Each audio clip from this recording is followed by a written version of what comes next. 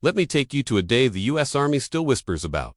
A day when a single woman walked onto a base filled with doubt, resistance, and unspoken judgments and walked out with the respect of every soldier stationed there. Her name was Colonel Laura Richardson, and this is the day she became a legend.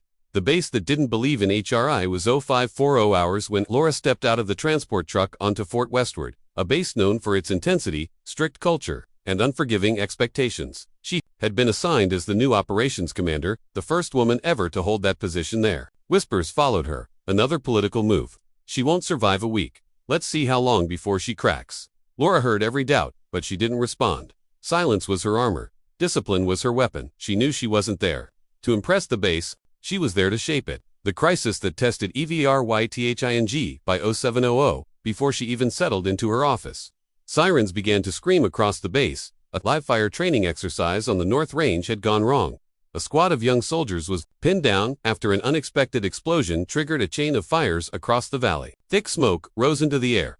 Communication lines were unstable. Command was frozen. Unsure of the next move. Everyone turned to Laura, not because they trusted her, but because no one else was stepping up. She walked into the command room calm, precise, completely unshaken. Her voice cut through the chaos. Get me satellite visuals, open tactical channels, and prepare a medevac corridor. We're not losing anyone today. The room went silent. Not out of respect, out of shock. This woman wasn't here to guess. She was here to command. The mission that Juran expected her to elicit. The fires grew. Wind pushed flames toward the trapped squad. Minutes were disappearing. Then, Laura did something no one in her position had ever done. She chose to go into the field herself. Colonel, protocol doesn't allow. Then rewrite the protocol, she said. She strapped on a vest, grabbed a comms pack, and climbed into the lead vehicle. The troops stared at her with wide eyes. Their commander was joining the rescue. Respect began. Growing right there quietly, like a spark in dry grass. Inside the fire, Zoani the valley was a furnace. Flames snapped like angry beasts. Visibility was nearly zero, but Laura pushed forward. She communicated with clarity, directing movements, splitting teams, creating escape paths, and managing air support all while moving through the smoke herself. When they finally reached the trapped soldiers, fear had already begun to consume them, but Laura knelt beside the youngest one, a trembling private, barely 19.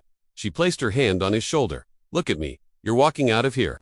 I promise you that. Promises mean nothing on a battlefield unless they come from someone who leads from the front. Her presence steadied them. Her voice anchored them. Her leadership carried them. She guided the squad through fire lines, coordinated a timed airdrop suppressant, and cleared a path with seconds to spare. One by one, she sent every soldier out. She walked out last. Because real leaders never exit before their people. The moment the base changed, for VRWIN, the convoy rolled back into Fort Westward. The entire base had gathered. Not because they were ordered, not because of ceremony, but because something extraordinary had happened. A commander didn't tell them she was strong. She showed them she didn't demand respect. She earned it. As Laura stepped out of the vehicle, ashes still on her uniform, every soldier, officers included, stood at attention. Silence covered the field. Then one by one, helmets were lifted, hands raised in salute. It wasn't tradition. It wasn't protocol. It was acknowledgement, respect, honor, witness to greatness. A base that doubted her in the morning stood for her by sundown. The lesson the world needs to occur. Laura Richardson